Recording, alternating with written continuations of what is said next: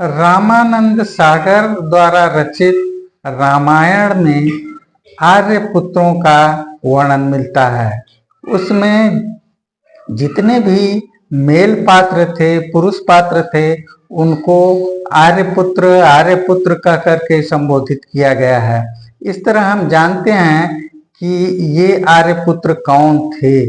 ये आर्यपुत्र वही हैं जो यहाँ की 10% आबादी यहाँ हमारे देश में है, वे आर्यपुत्र हैं। बाकी सब 90% लोग दासपुत्र हैं। यहाँ के लोगों को दासपुत्र बताया गया और वे आर्य का मतलब होता है श्रेष्ठ। वे अपने को श्रेष्ठ बताए और यहाँ के मूल निवासियों को अनाड़ी मतलब बेवकूफ, कुछ न जानने वाले, जबकि वास्तविकता यह है कि यहाँ के मूल निवासी सब कुछ जानते थे, सारा काम जानते थे। खेती करना, पशुपालन करना, मिट्टी के बर्तन बनाना, लोहे के सामान बनाना, सारी विद्या यहाँ के मूल निवासियों के पास थी। इन लोगों को तो कुछ आता ही नहीं था। ये लोग केवल श्रेष्ठ बने हुए थे, आर्यपुत्र बने हुए थे तथा हमारी 90% जनता को वे लोग दास बना करके रखे थे। और आज तक हमें देखने को मिलता है कि ये दासपुत्र ही रह गए हैं, क्योंकि उनमें प्रगति नहीं हुई है।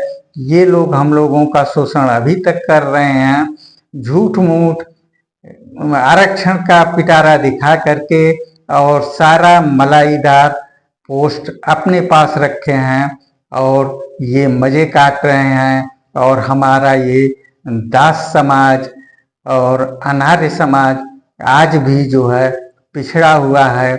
आज वह इस गुलामी के बंधन से छूट करके आजाद होना चाहता है। हम आह्वान करते हैं अपने सभी दासपुत्रों से, अनार्य भाइयों से कि अब होशियार हो जाओ।